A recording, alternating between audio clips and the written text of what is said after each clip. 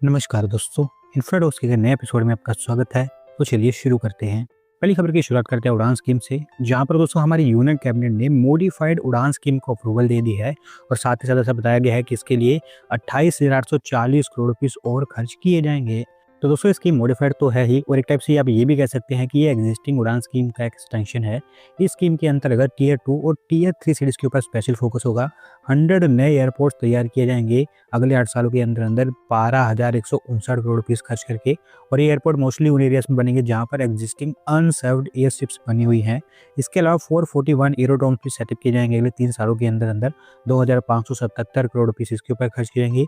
200 modern helipads बनाए जाएंगे 3,661 crore rupees खर्च करके। इसके अलावा 10,043 crore rupees viability gap funding के लिए रखे गए हैं, ताकि रीजनल रूट्स पर फ्लाइट्स के लिए एयरलाइंस को सपोर्ट किया जा सके। और होपफुली यहाँ पर हमने जो ऑब्जेक्टिव्स रखे हैं उनको हम अचीव कर पाएंगे।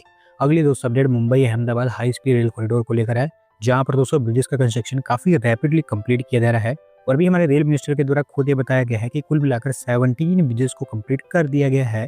तो दोस्तों ये बेसिकली एक टाइप का अपडेट है, जहां पर हमारे रेल मिनिस्टर के द्वारा बताया गया है कि कुल मिलाकर 25 ब्रिजेस इस प्रोजेक्ट के अंतर्गत बनाए जा रहे हैं। और गुजरात में जो मेजोरिटी ऑफ द ब्रिजेस बन रहे थे वो कंप्लीट हो चुके हैं।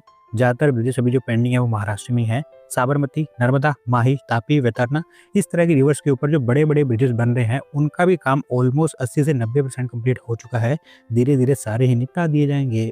अगली दोस्तों अपडेट उत्तराखंड से है, जहां पर दोस्तों देश का पहला glass floor suspension bridge almost तैयार हो चुका है लोगों के लिए, और इसे किसी भी दिन अथॉरिटीज के द्वारा खोल दिया जाएगा।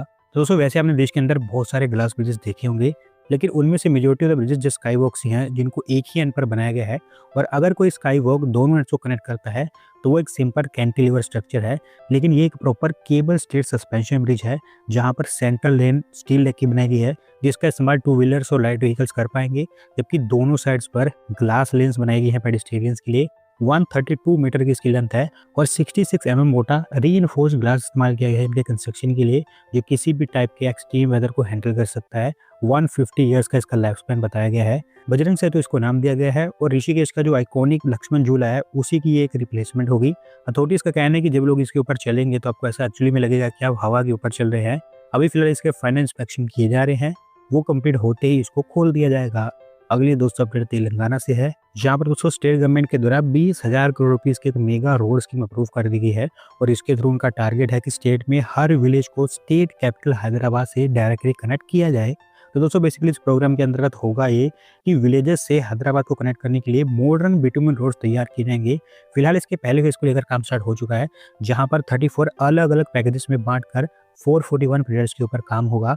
6,092.37 किलोमीटर की इनकी टोटल लेंथ होगी और 13,006 करोड़ रुपीस खर्च किए जाएंगे पहले फेज के ऊपर। रिक्वायरमेंट और लैंड अवेलेबिलिटी के बेसिस पर डिसाइड होगा कि कहाँ पर सिंगल लेन रोड बनता है, कहाँ पर डबल लेन, या फिर कहाँ पर 4 लेन रोड। अभी पहले फेज को लेकर टेंडरिंग वगैरह स्टार्ट हो चुकी है। अगले 2 सालों के अंदर अंदर पहला फेज कंप्लीट होगा और फिर उसके बाद दूसरे फेज पर भी काम होगा। अगली दोस्तों अपडेट हरियाणा से है, जहाँ पर हरियाणा ऑर्बिटल रेल कॉरिडोर की रिवाइज कॉस्ट को हरियाणा सरकार ने अप्रूवल दे दी है, और अब हरियाणा सरकार इसके ऊपर 11,700 करोड़ रुपीस खर्च करेगी। तो दोस्तों ये orbital rail corridor basically 126 kilometre लंबाई का डबल ट्रैक रेल प्रोजेक्ट है, जो बनाया जाएगा पलवल से सोनीपत के बीच वाया सोना, मानेसर और खारगोड़ा। पहले इसके लिए हरियाणा सरकार के द्वारा 5,618 करोड़ रुपए एलोकेट किए गए थे, पर मार्केट कंडीशन, प्रोजेक्ट स्कोप इन्हांसमेंट्स और अलाइनमेंट चेंज के कारण इसकी कॉस्ट एकदम से बढ़ चुकी है। और इफेक्ट हरियाणा सरकार के द्वारा खुद ही कहा गया था कि इस ऑर्बिटल रेल कॉरिडोर को रेलवेज के एग्जिस्टिंग नेटवर्क और डेडिकेटेड फ्रेट कॉरिडोर से और बेहतर ढंग से कनेक्ट किया जाए। तो इन सब चेंजेस के चलते अब इसकी कॉस्ट बढ़ चुकी है, और अब हरियाणा सरकार इसके लिए 11,700 करोड़ रुपीस खर्च करेगी। अगली दोस्तों अपडेट हमारी रेलवेज की तरफ से है, जहां पर दोस्तों रेलवेज ने दिल्ली हावड़ा कॉरिडोर के कोर सेक्शन पर हाई स्पीड ट्रायल स्टार्ट कर दिया है। और अच्छी बात यह है कि 180 kmph की स्पीड पर पहला ट्रायल सक्सेसफुली कंप्लीट किया गया है। दोस्तों ये रेल ट्रायल बेसिकली यूपी के पंडित डीडू जंक्शन से झारखंड के प्रधान खंता के बीच में कंडक्ट किया गया है, वाया सासाराम और गया। ये पूरा का पूरा सेक्शन रेलवेज के द्वारा रिसेंटली अपग्रेड किया गया है, ताकि फास्ट ट्रेन को यहाँ पर ऑपरेट किया जा सके। ईस्ट सेंट्रल रेलवे जोन के अंडर में टेस्ट कंडक्ट किया गया है, और इनफैक्ट उनके जोन में ऐसा पहली बार हुआ है कि कोई ट्रेन को 180 kmph की स्पीड पर टेस्ट किया गया हो। ओवरऑल टेस्ट के चलते रेलवे ट्रैकेबिलिटी को इवेल्युएट करना चाहती है, ताकि ये देखा जा सके कि 160 kmph की स्पीड से रेगुलर बेसिस पर यहाँ पर ट्रेन को ऑपरेट किया जा सकता है या फिर नहीं। अब ये दोस्तों अपडेट एक्विजिशन को लेकर है, जहाँ पर दोस्तों इंडियन IT जायंट इन्फोसिस एक और फॉरेन कंपनी को खरीदने जा रहा है, और इस बार American company optimum health care IT को इनके द्वारा एक्वायर किया जाएगा। तो दोस्तों ये कंपनी बेसिकली एक हेल्थ केयर कंसल्टिंग फर्म है जिसकी अमेरिकन मार्केट में काफ़ी अच्छी खासी प्रेजेंस है, अच्छे खासे क्लाइंट्स इसके पास है। और यही मेन कारण है कि इसको एक्वायर करने के लिए इन्फोसिस को $465 मिलियन पे करने होंगे। अच्छी खासी बड़ी डील ये बताई जा रही है। अभी डिस्कशन वगैरह यहाँ पर स्टार्ट हो चुकी है डील साइनिंग को लेकर। ऐसा बताया गया है कि अगले क्वार्टर के अंदर अंदर ये पूरी की पूरी डील फाइनलाइज हो जाएगी। अगली दोस्त अपडेट इंडियन एयरलाइन इंडिगो की तरफ से है, जिन्होंने अनाउंस किया है कि वो गुड़गांव के अंदर उनका एक नया इंटीग्रेटेड कैंपस सेटअप करेंगे और इसके लिए उनको हरियाणा सरकार की तरफ से लैंड मिल चुकी है। तो दोस्तों बेसिकली इंडिगो चाहता है कि उनके जो अलग अलग ऑपरेशंस हैं, अभी फिलहाल जो अलग अलग प्लेसेस से हैंडल करते हैं, उन सबको एक सिंगल प्लेस पर इंटीग्रेट कर दिया जाए। हालांकि उनके आप देखेंगे कि मेजोरिटी ऑफ द ऑफिस और सेंटर्स गुड़गांव के अंदर ही है, लेकिन वो अलग अलग जगह से ऑपरेट होते हैं। कोई चीज़ यहाँ पर इंटीग्रेटेड नहीं है। लेकिन एक बार ये इंटीग्रेटेड कैंपस सेटअप कर दिया जाएगा तो सारी चीज़ें एक सिंगल रूफ के अंडर में आ जाएंगी। 4.5 एकड़ ऑफ लैंड इनको यहाँ पर मिल चुकी है अथॉरिटीज की तरफ से सेक्टर 29 के अंदर, और वहीं पर इनका ये कैंपस भी बनाया जाएगा जहाँ पर इंडिगो के सपोर्ट सेंटर्स, उनके हेडक्वार्टर्स और उनके लर्निंग सेंटर्स सारे के सारे आपको एक ही जगह पर देखने को मिलेंगे।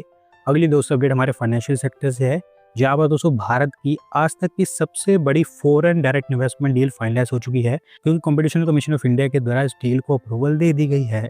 दोस्तों बेसिकली इस डील का थोड़ा सा मैं आपको बैकग्राउंड समझाऊं तो ये deal Japanese company Mitsubishi UFJ financial group और इंडियन फाइनेंशियल सेक्टर की कंपनी श्रीराम फाइनेंस लिमिटेड के बीच में साइन की गई है, जहां पर मित्सुबिशी चाहता था कि वो श्रीराम फाइनेंस लिमिटेड में 20% स्टेक को एक्वायर करे। और इस डील की ओवरऑल वैल्यू $4.4 बिलियन यानी कि इंडियन रुपीस में अराउंड 39,618 करोड़ रुपीस की बताई गई थी, जिसको ऑटोमेटिकली भारत की लार्जेस्ट एवर एफडी डील बना देती है स्पेसिफिकली फाइनेंशियल सेक्टर के अंदर। क्योंकि इससे पहले जो आज तक की सबसे बड़ी हमारी एफडी डील थी फाइनेंशियल सेक्टर में, वो आरबीएल बैंक की थी, जो कि 26,853 करोड़ रुपीस की थी। लेकिन ये उससे कई गुना ज़्यादा है, ऑलमोस्ट आप कह सकते हैं कि उससे 1.5 गुना ही है। तो ओवरऑल अभी क्योंकि कंपटीशन कमीशन ऑफ इंडिया के द्वारा अप्रूव कर दिया गया है, तो ये डील कंक्लूड हो चुकी है। अगली दोस्तों अपडेट दिल्ली से है, जहाँ पर दोस्तों दिल्ली सरकार के द्वारा एक ह्यूज साइकिल ट्रैक को डेवलप करने का प्रपोजल सामने रखा गया है। और अगर ये काम आगे बढ़ता है, जो कि डेफिनेटली बढ़ेगा ही, तो दिल्ली डेवलपमेंट अथॉरिटी के थ्रू इसको इंप्लीमेंट किया जाएगा। तो दोस्तों ये साइकिल ट्रैक यमुना रिवर के अलोंग तैयार करने की बात की गई है। वजीराबाद बैराज से कलिंदी कुंज बायोडाइवर्सिटी पार्क तक 53 किलोमीटर के आसपास इसकी टोटल लेंथ होगी, जिसमें से 23 किलोमीटर का हिस्सा वेस्टर्न बैंक पर होगा, जबकि 30 किलोमीटर का हिस्सा ईस्टर्न बैंक पर होगा। और ये बेसिकली एक कंटिन्यूस कॉरिडोर होगा, आपस में कनेक्टेड होंगे। इनफैक्ट साइकिलिंग ट्रैक के साथ साथ वॉकिंग ट्रैक को भी तैयार करने की बात की गई है। कुल मिलाकर 3 फेज में पूरा प्रोग्राम इंप्लीमेंट होगा, जहाँ पर हर एक फेज को कंप्लीट करने के लिए 1 साल का समय लगेगा। कोशिश यही की जा रही है कि इस साल के अंदर अंदर पहले फेज के ऊपर काम स्टार्ट किया जाए। तो दोस्तों आज की वीडियो में बस इतना ही। अगर आप अपनी तरफ से अपडेट सबमिट करना चाहते हैं तो डिस्क्रिप्शन में दिए गए लिंक पर क्लिक करके सबमिट कर सकते हैं। और अगर आज की वीडियो पसंद आई हो तो वीडियो को लाइक करें, चैनल को सब्सक्राइब करें। धन्यवाद वीडियो को देखने के लिए।